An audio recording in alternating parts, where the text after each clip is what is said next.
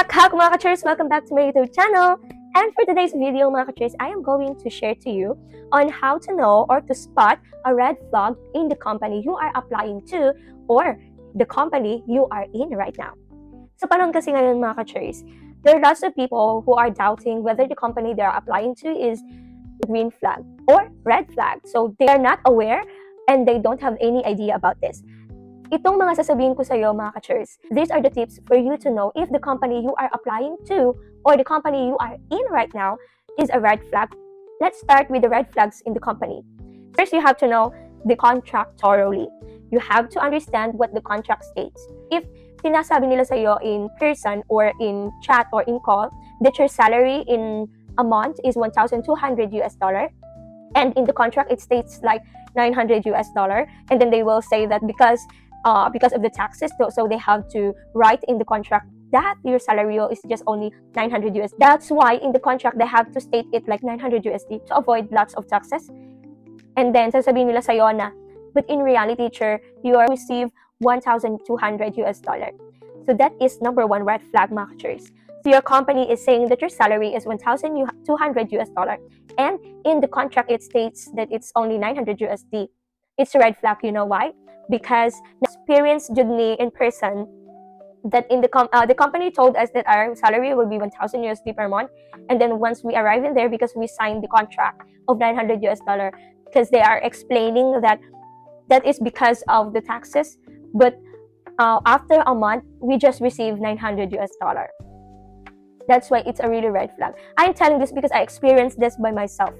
Na yung mga sasabihin ko na ito based lang sa experiences ko.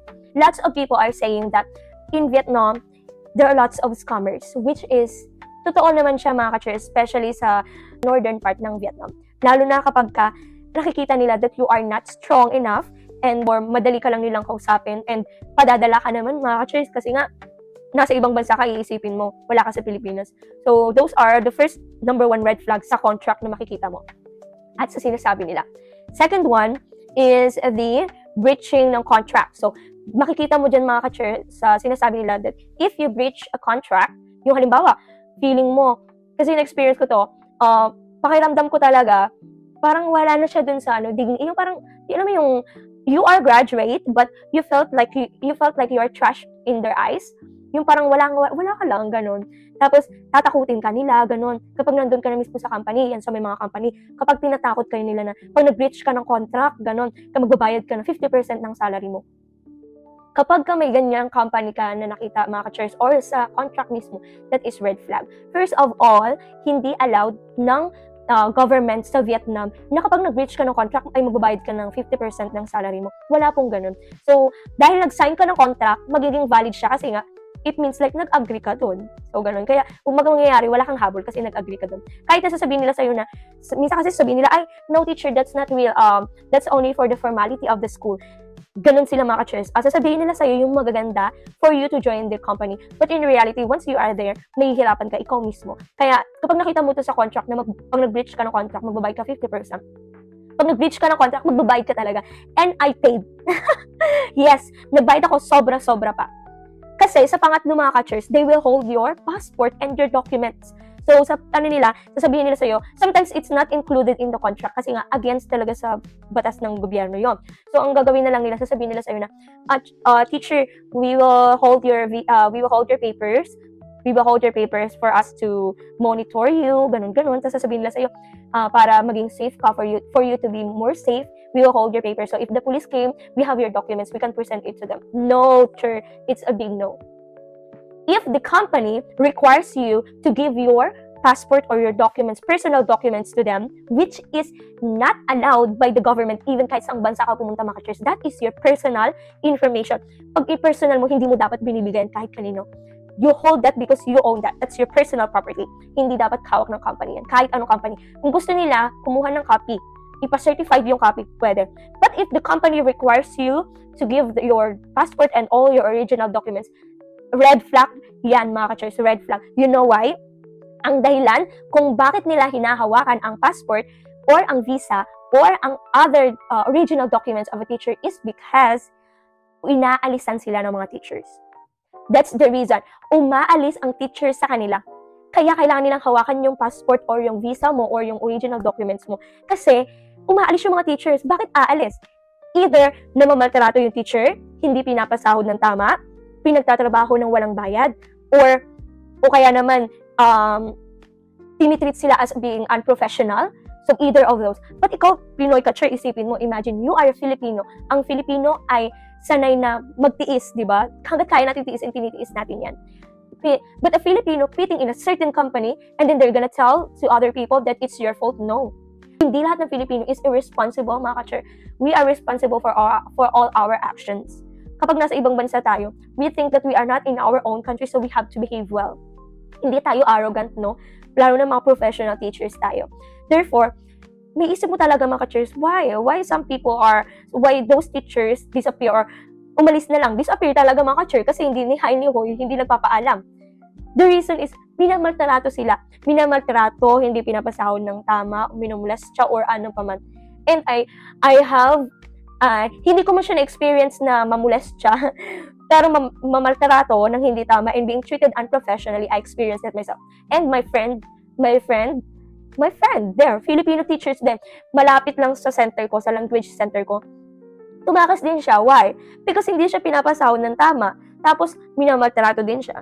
So, those are the reasons na kaya aalis yung guro. And kapag kakinuko, yan yung pinakapalatandaan, mga ka-chur.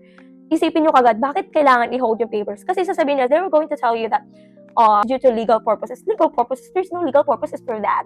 First of all, government don't allow them to hold any personal documents of any individual. Especially that is yours and you are a foreigner. Anytime na damputin ka ng police, if you don't have your documents, kulong ka. Ganun dito, mga ka-churs. Kapag wala kang hawak na passport, wala kang anumang documents, kulong ka. Kasi hawak ng company mo. So, kailangan mo ba silang i-reach out para ibigay yung papers mo, di ba?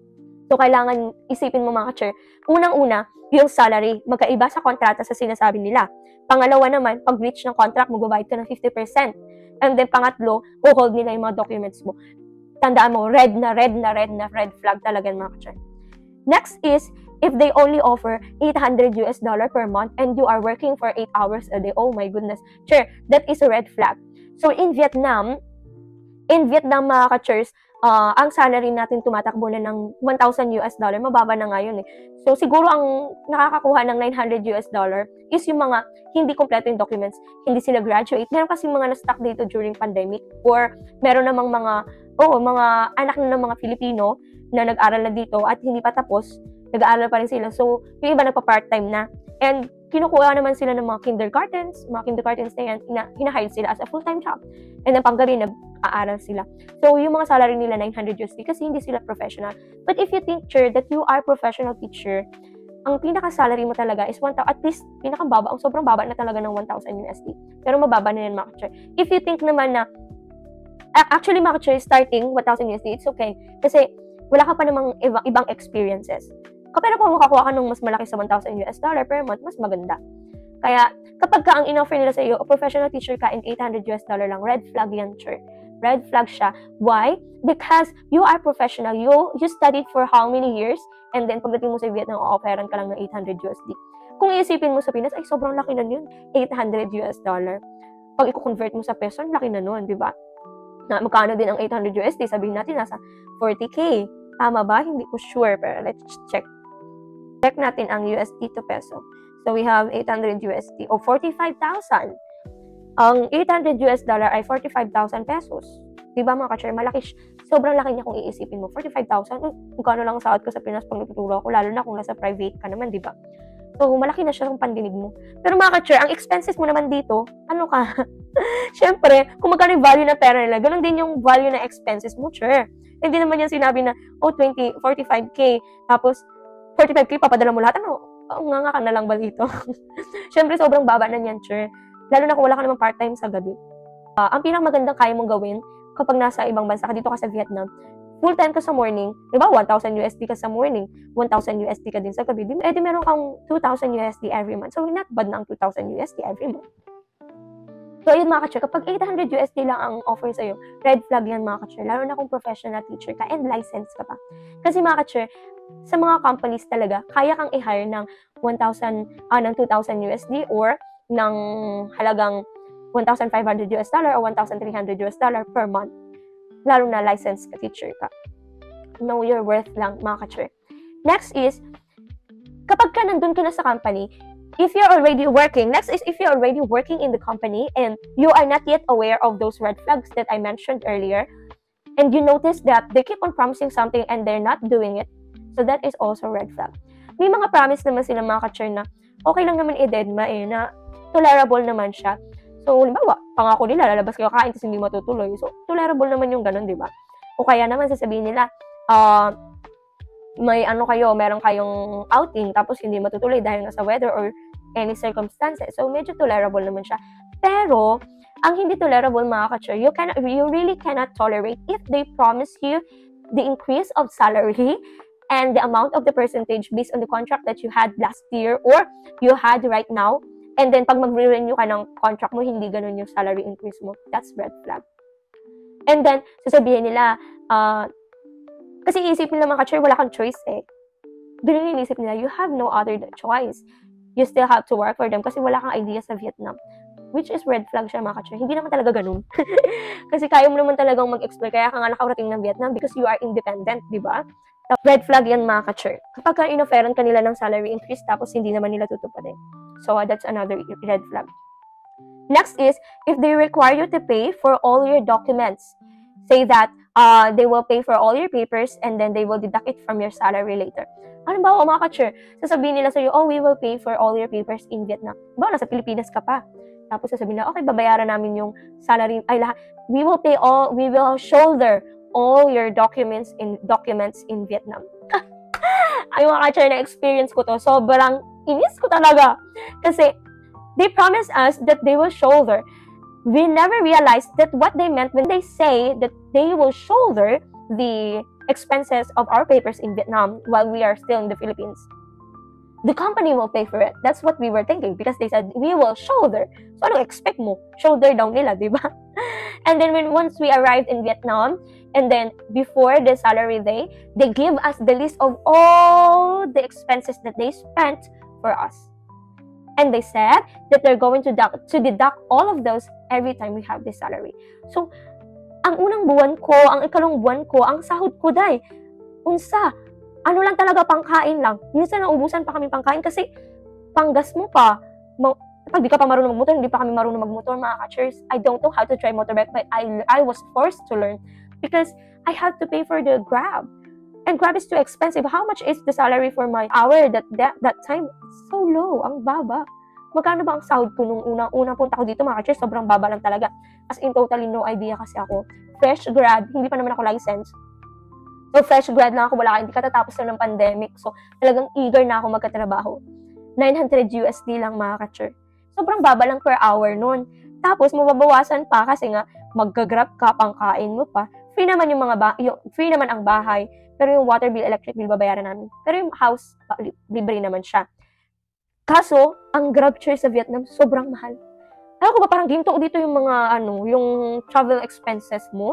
Sobrang mahal. Kaya, makakatipid ka talaga dito kapag marunong ka magmotor. Magmotor, hindi mag-grab kasi mahal ng Grab. Ay, ayun na nga, mga ka-chur. Kapag sinabi nila sa'yo na isa-shoulder nila, you have to clarify. What do you mean, miss, when, miss or sir, or Mr., Miss and Mr. Madalas ang tawag namin sa kanila. What do you mean, Miss, when you say you will shoulder? Is the company will pay for it and not deduct that in our future salary? Or you will lend us money and in the future we will pay for it? Kailangan clear lahat ng usapan nyo. Kasi medyo mahirap silang kausap, mga ka-chur. Sobra totoo. Kung anong sinabi nila ngayon, mamaya iba na naman. Mamaya, minsan minuto lang, mga ka-chur. Minsan segundo lang. Nagbabago na ang isip nila. Ewan ko din. But ganun. Kaya kailangan, chur, as a foreign teacher, you have to be very strong. Hindi pwede yung go ka lang ng go, or else kapag nakita nila na weak yung personality mo, nakita nila na go ka lang with the flow, talagang mauuto ka nila. Lahat na lang ng kaagrabyaduhan na pwede nilang magawa sa'yo, gagawin nila sa'yo. Na-experience ko yan, mga ka-chur. Sinasabi ko, lahat ng sinabi ko na-experience ko. Kung hindi ko man na-experience by myself, my friends, or the other Filipino teachers that I know, experience it. At nalalaman ko kasi nga, syempre, magkakaibigan kami, di ba? At saka dito sa Vietnam, mga ka-churs, if you are Filipino, talagang yung tight ng mga Filipino dito sa ibang bansa. Talagang super duper tight talaga. So kapag meron silang information na napulot sa ganito, halimbawa, sabi nila, oh, this company is scam. Do not apply to this company. Ini-spread talaga yan sa lahat. So, information for once, information for all siya. Ganon dito sa Vietnam. Which is maganda naman siya, mga ka-chair, para maging aware tayo lahat. Next, mga ka-chair, number 7 is delay ang salary mo. Kapag halimbawa, ay naku mga ka-chairs, alam mo, imaginein mo, you're working for the whole month. And at the end of the month, hindi mo makukuha yung salary mo after 15 pa ulit. Minsan magtatagpo na yung 2 buwan, hindi mo pa nakukuha. No, chair, that is a red flag. Yung friend ko na teacher, mga ka-chairs, nag-ano talaga siya, umalis siya sa company. Kasi imaginein mo, from Monday to Saturday, wala ka nang day off, tapos delay pa yung salary mo.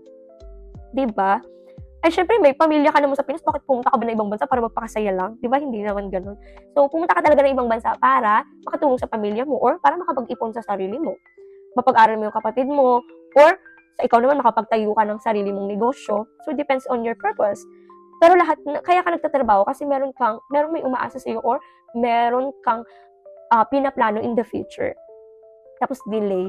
So, syempre, madidelay lahat ng mga pinagplanuhan mo, di ba? Paano kung may negosyo kang kailangang lagyan ng pondo para masimulan mo na? Tapos, madidelay, di ba? Paano kung nakikipag-business partner ka lang? Ang hirap, mga ka-chair. Kaya, kapag delay yung salary mo, red flag na yan. Hindi lang isang beses na uulit. Halimbawa, sabi nila, ngayon lang, oh, teacher, this will happen only for this month because of the late tuition fees of the parents of the students. Wow. Yun yung reason kasi ng staff doon sa friend ko eh. Because the parents haven't paid yet the tuition fees. Ha?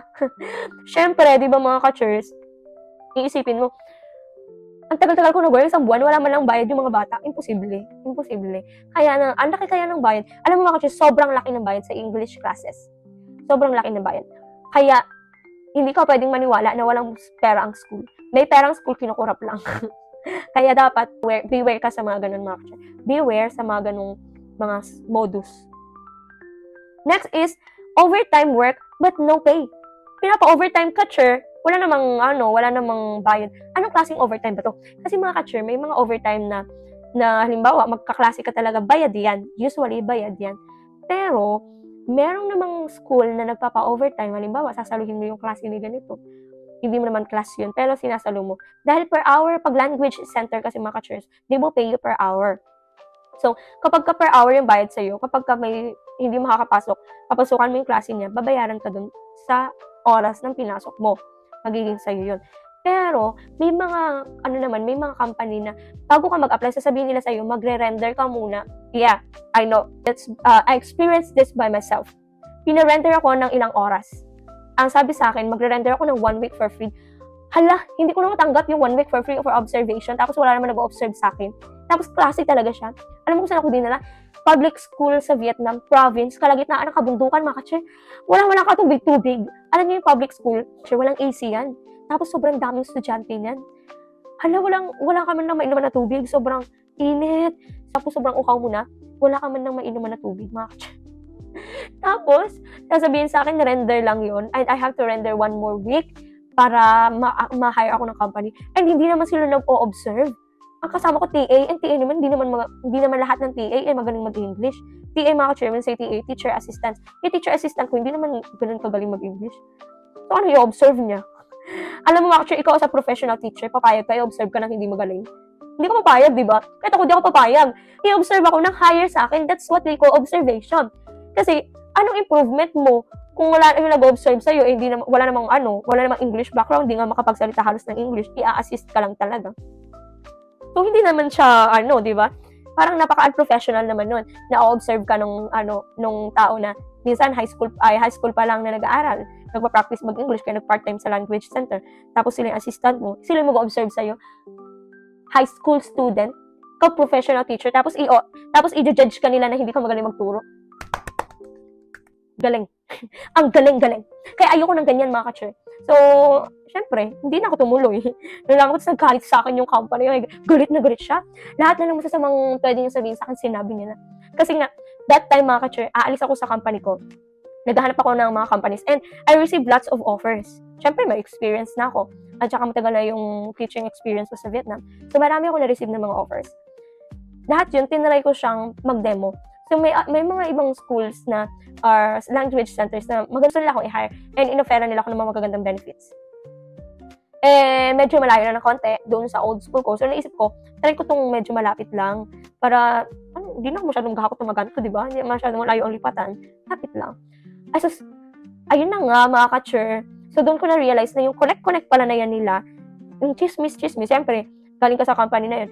Umalis kasi ako sa previous company ko na yun, yung old company ko na yun, dahil nga, sobrang hindi maganda yung pagkakatrato sa akin, mga ka-chur. Very unprofessional. And yung sinasabi sa contract, hindi siya natutupad lahat. Never ko malalakuha yung salary ko ng buo. Yes, mga ka-chur. Alam mo kung bakit? Kasi ganito, mga ka-chur, isang red flag din yan, ha, sa company. Nag-work ka, sasabihin nila sa'yo, 80 hours per month. 100, usually 100 hours. Pag nakakita ko na 80 hours per month, medyo maganda yung company na yun. 100 hours per month ang i-render mo. Yan ang sinasabi ng ibang company. And then, after 100 hours, kapag ka sumobra, overtime na yun, mas malaki yung bayad ng overtime. So, ang gagawin nila, mga ka-churs, para hindi mo makuha yung full salary mo, syempre, per hour lang ang language center, hindi naman yun fix ang salary. So, ang gagawin nila, hindi ka nila bibigyan ng full load. Yun yung hindi maganda. Kapag nasa language center ka. Naliban na lang kung ang language center na in-applyan mo, fix yung salary na sasabihin na sa per month, ganito talaga yung masasahod mo. Whether mabuo mo yung 100 hours or 80 hours or hindi, buo yung sahod mo. Ganun. Magandang company yan, mga ka-chur. Green flag yan. Green flag yung ganyang company, mga ka-chur.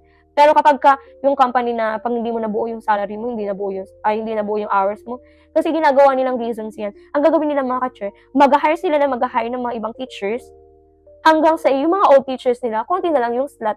Tapos yung mga new teachers nila, dahil new teachers yun, mas mababa ang sahod kesa sa'yo na matagal ka na sa company, bibigyan ng slot. Kasi mababa ang sahod nun. So ikaw, nakatenga. At hindi ka pa naman nila allowed na, na mag-part-time. Yes, mga ka-chur, hindi ka allowed na mag-part-time kapag ka nasa language center ka. Especially kapag ka nasa northern part ka. Sobra. Yung mga binabanggit ko, mga ka-chur, usually ito nasa northern part of Vietnam. Nasa Hanoi part, yan. Kasi dyan ako galing and dyan ko na-experience lahat ng to. Next is, requires to clean the school. So, maraming Filipino ang nagsasabi na hindi maganda experience nila sa Vietnam. Why? Kasi nga, ang ginagawa sa kanila ng mga Vietnamese, lalo sa kindergarten, nire-required sila na maglinis ng school, kasama nila yung mga nani ng mga bata na nag-aasikaso. Luin mo pag magdudumi yung bata, ikaw lang ang teacher, ikaw na mag-aasikaso nun, ikaw pa magpapakain, ikaw pa maghuhugas ng plato, ikaw pa maglinis ng school. Ano ka katulong? Sure, hindi ka katulong, teacher ka. Your purpose there is to teach, is to educate those kids, not to be the nanny of the school or not to be the nanny of those kids. Supposed to be, mga ka-chur, yung mga batang yun, may mga teacher assistant ka, di ba? Kapag ka-kindergarten, mga ka-chur, marami ka talaga dapat na assistant, teacher assistant, kasi nga, mga bata yan. So, kapag, halimbawa, meron silang mga needs, hindi na ikaw yung mag-aasikaso nun, yung teacher assistant na. What you have to do is just teach English lang. Wala kang ibang gagawin. But if the company requires you to clean the school, to mop the floor, to clean the toilet, yung required ka every day, parang ikaw na yung janitor, ikaw pa yung katulong ng school, no. And marami kong nakikita sa GC at sa mga page na sinasabi nila hindi maganda yung experience sa Vietnam, ginagawa silang katulong. Kasi mga ka-chur, for you to avoid those, dapat alam mo na, sa contract pa lang, titingnan mo na kung ano yung mga papagawa nila sa'yo, ganun. Kapag nakita mo yung mga red flags, no ka na, mga ka-chur, lalo na kindergarten ka papasok. Mas maganda, mga ka-chur, alam mo yung mga schools na hindi red flag. Sa susunod, mga ka-chur, itatackle ko siguro yung mga school na, kasi lang, baka mahanting tayo. Kasi ini-name drop natin, di ba? Yung mga company. Pwede siguro, mga ka-chur, ano nyo na lang ako, mag-chat kayo sa chat box dyan sa may comment section sa YouTube channel na i-drop niyo yung Facebook name nyo and then maghingi kayo sa akin ng list ng mga company na red flag sa Vietnam. Yung mga company talaga na wag mo talagang a-applyin kasi scam. Lahat ng mga red flags na sinabi ko sa company nasa kanila. Hindi ka pa sasahurin, bababa or sobrang baba ng sahod, sobrang daming papagawa sa'yo, i-hold nila yung papers mo, iti-threaten ka nila, lahat-lahat na nasa kanila. So, meron kaming list niyan, mga ka-chur. Kiniklip namin yan dahil nga, meron akong group chat ng mga teachers na gustong pumunta ng Vietnam. And sa mga group chat na yun, doon sila nagtatanong kung ano yung mga pros and cons na dapat nila, na maging aware sila bago sila pumunta ng Vietnam. And sa GC ko, ako yung admin ako yung gumawa Sa GC namin na yun mga ka-chur, marami na ang nasa Vietnam. And so far, nasa maganda naman silang kalagayan. So, yung iba, medyo nahirapan lang sila maghanap ng work, pero ngayon, maayos na yung kanilang kalagayan so far. Kaya, ayun, mga ka-chur, kailangan aware ka sa mga red flags na to ng company. Hindi kasi maganda mga ka-chur yung naging experience ko. Totoo po mga ka-churs. My experience during my first and second year in Vietnam is really terrible and unimaginable. Hindi mo ma-imagine na ganun. Imagine mo ka-chur, unang company ko mga ka-chur, 2 months lang ako, magti 3 months, hindi ako nakatagal dahil sa mga red flags na to. Aside sa iti-treat ka nila unprofessionally, iti-threaten ka nila. Yun yung hindi ko natagalan. Yung iti-threaten, tatakot-takutin ka nila dahil hold nila yung papers mo. So, wala kasi ako masyadong idea dati. Hawak lang. Sabi ko, sige, it's okay. Parang papers lang naman yan. Yun yung iniisip ko. At the end of the day, hindi pala dapat ganun.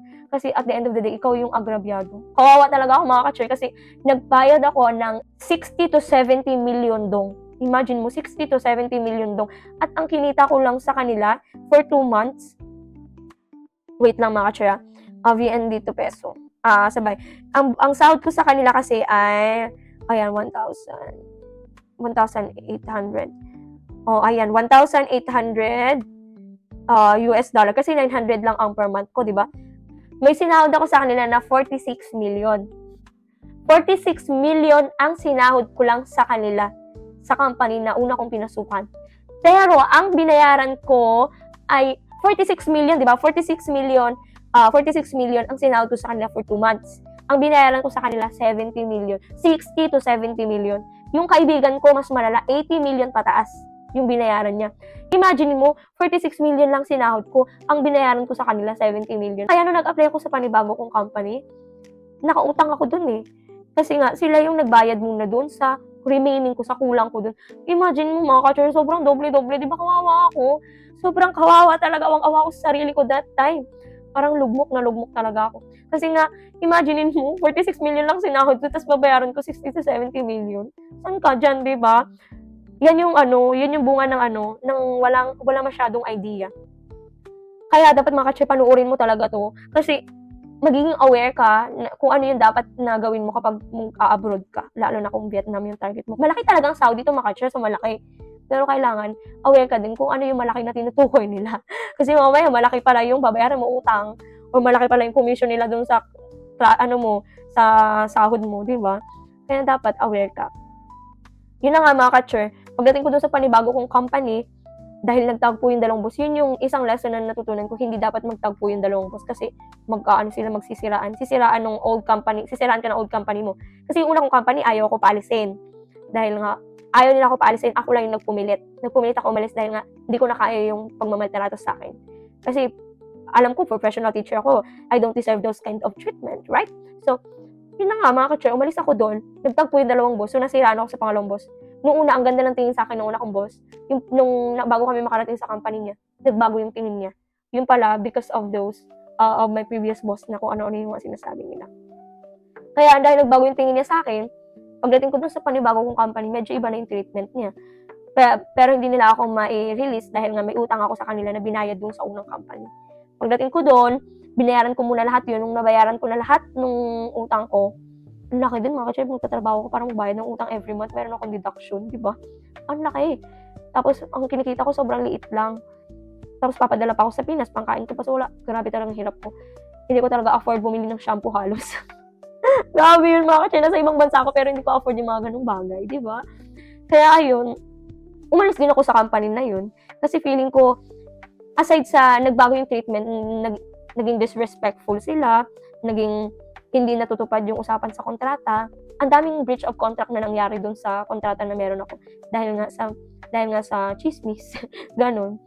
Yung dinagawa mo yung best mo doon, tapos lahat ng estudyante, lahat ng teacher assistant mo, gusto ka kasi magaling ka magturo, gusto nila yung way ng pagtuturo mo, pero yung boss mo hindi naman nagpasok sa klase mo ni minsan. Iba yung tingin sa'yo, ganon. So, umalis ako doon. Tapos umalis ako, lumipat ako ng Saigon. Dito ko na-realize na ang pangit pala sa Hanoi. Ang pangit ng ugali ng mga taga-North. Totoo lang mga ka-chur. Tagalog lang natin para hindi na maintindihan. Totoo mga ka-chur. Meron namang mababait. May mga nakilala naman ako talaga mababait din dun. Marami din naman. Pero, yung mga mayayaman, mayayabang din. Oo, totoo. Kung sino pa yung mayaman, yung mga boss mo, yung mga magiging boss mo dyan, mga taga-North, lalo yung mga province, feeling lang yaman talaga nila. Ganun. Ang yayabang din nila. Kaya, nung napunta ako dito sa Saigon, kaya mga ka-chur, I'm suggesting na kapag mag-a-apply ka ng work, kung hindi ka man lang sa Hanoi capital, kasi kapag nasa capital ka, civilized yan. Kung nasa Hanoi capital ka, civilized yan.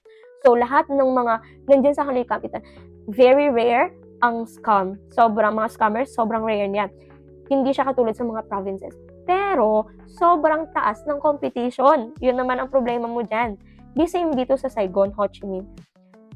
Hindi marami ang scammer.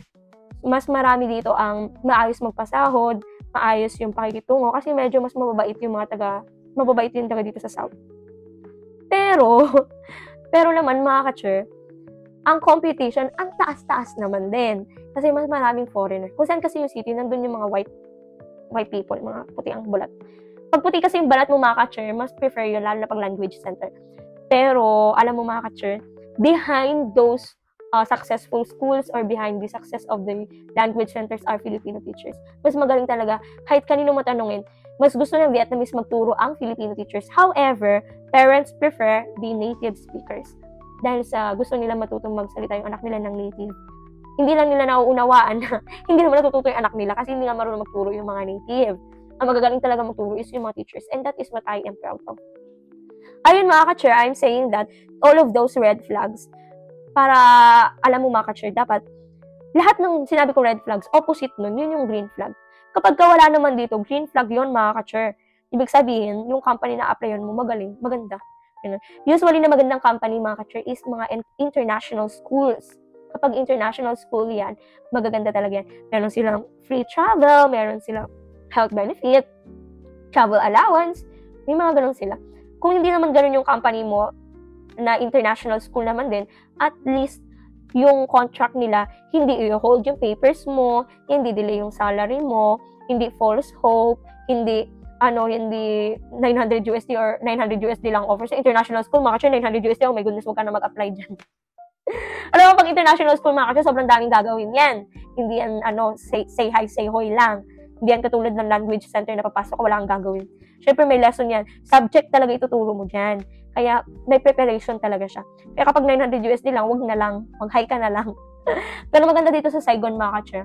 Green flag talaga ang Saigon, Ho Chi Minh City. Kasi ang maganda dito, mga ka-chur, maraming company nag-offer medyo matataas na at matataas na ang rate. And mga ka-churs nga, hindi ka i-hold ng company if gusto mo mag-work sa iba or mag-part-time sa iba. Diba, full-time ka sa isang international school in the morning and afternoon. At night naman, pwede ka namang mag-part-time job. Pwede kang kumuha ng tutorials mo. Ang per hour mo ay 500 VND, 500,000 dong per hour. So, halimbawa, work ka ng from 6 to 7, 7:15 to 8:15, 9:15 to 10:15, meron ka ding 1,500,000, nasa 3,000 plus na yan.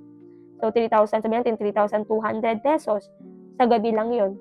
So, iba pa yung full-time mo sa morning. Halimbawa, meron kang 3,300 pesos. Tapos, in 1 month, nagtuturo ka ng ilang beses sa kanila. Sa isang linggo, nagtuturo ka twice a week. So, we have 2, 4, 6. Sabihin natin, 6 times lang. 2, 4, 6, 7. Sabihin natin 7 times. Times 7. Sa isang lang yun meron kang 23,000. 23,000, 2 times a week lang yan. About TTH lang yun. Meron ka pang Monday, Tuesday, Monday, Wednesday, and Friday. Sabihin mo, same ka din ng rate. Sabihin natin, 3 week lang. Meron kang 18 million. Ang 18 million, magkano yan sa peso? Nasa 32 or 35, mga ganyan. So, malaki din talaga ang kita, mga ka-chur, pag nandito ka sa Saigon. Bukod sa kikita ka, 1,000 USD lang ang sahod mo sa morning and afternoon. 1,000 USD ka din sa gabi. So, meron kang 2,000 US dollar. And, after ng tutorial mo, ilang oras lang yun, 2 oras lang yun sa gabi mo, makakapahinga ka na, may nightlife ka pa din, magagawa mo pa rin yung gusto mo. Compare kapag nasa province ka, after ng klase mo, sa language center ka na nakatira, language center ka na, bundok na yung kapaligiran mo, So, after na klase mo, tulog ka na. Sobrang lungkot. Dito mga ka-chair, sobrang daming Pinoy. So, ayun na mga ka-chair, this vlog is in Tagalog because ayoko naman na sabihin ng mga ibang Vietnamese na masyado ko silang sinisiraan. This is not to intend na para siraan talaga yung lahat ng Vietnamese. This is for awareness, para hindi tayo, sa mga Filipino na kagaya ko, para hindi tayo ma-scam. Kasi kaya ka nag-abroad, alam kong mahirap ka din, kagaya ko, na nagbabaka sakali pag nag-ibang bansa ka, na aangat ka sa buhay, tapos pagdating mo dito may scam ka lang, diba? So, para maiwasan natin yung mga ganun, ginawa ko tong video na ito. Kasi nga may nag-request, gusto niya na makita, ma-mention ko din na hindi lahat ng pumupunta sa Vietnam, maganda talaga yung nagiging kinahihinatnan. Kaya ginawa ko tong video na ito, mga ka-chairs. And the purpose of this is just for the awareness. Sinasabi ko ulit, for awareness. Para maging aware tayong lahat, na hindi talaga lahat maganda yung magiging ending. Kaya kailangan, bago ka sumabak, pumunta ng Vietnam, meron kang kakilala. Mas maganda yung referral, yung sinabi ko sa inyo, yung ways para ma-hired ka, na sure ka talaga, referral, yung may makakasama ka talaga na kilala mo, or makikilala mo pa lang, nasasabihin nila sa inyo, Pinoy talaga na, okay ang company na yan, sa kanila mismo manggagaling. Kasi, experience na nila. Kaya, yun lang mga ka-chairs, I hope that you learn something from this video, and be aware. Mas maganda na yung aware tayo, kaysa, nandun na tayo sa situation, bago pa tayo magsisi. Mahirap nang tumakas kapag nandun ka na mismo. Yun lang mga ka-chairs, thank you so much for watching, and please don't forget to subscribe, and stay tuned in for more updates. Bye-bye!